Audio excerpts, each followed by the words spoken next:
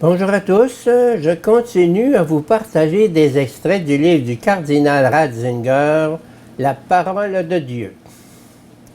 Heisenberg a démontré que l'issue d'une expérience était fortement déterminée par le point de vue de l'observateur et que les questions et le regard de ce dernier interféraient dans le processus naturel.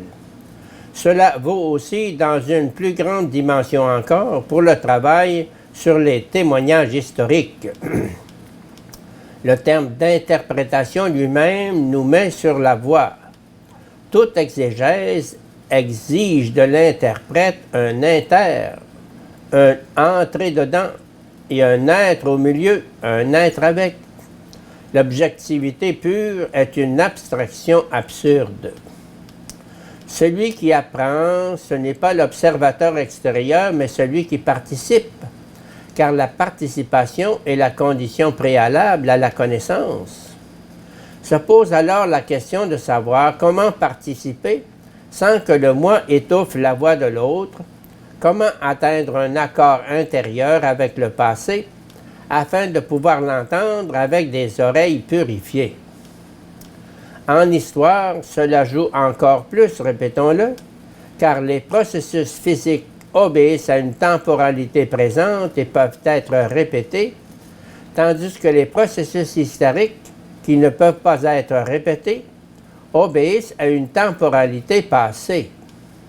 Qui plus est, ils sont porteurs de l'impénétrabilité et de la profondeur de l'humain en soi, et dépendent donc bien plus de l'attitude du sujet auditeur que les déroulements des lois naturelles.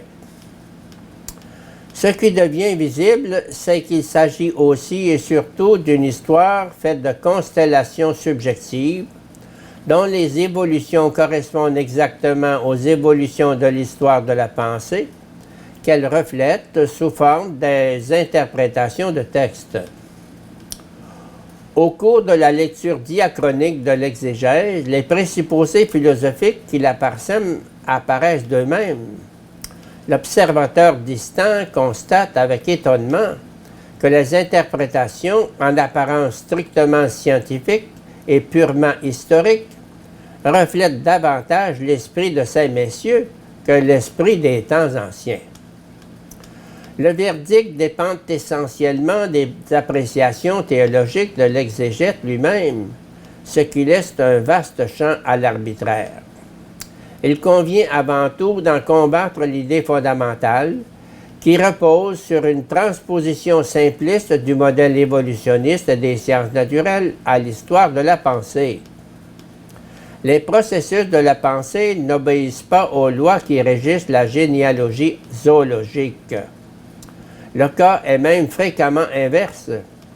Une première avancée révolutionnaire est suivie par des générations d'épigones qui ravalent l'audace du début à la banalité de théories scolaires, la recouvrent et l'enfouissent, jusqu'à ce que, après avoir suivi de multiples détours, l'idée retrouve de son efficacité première. Le caractère douteux des critères proposés est facilement illustré par l'exemple suivant.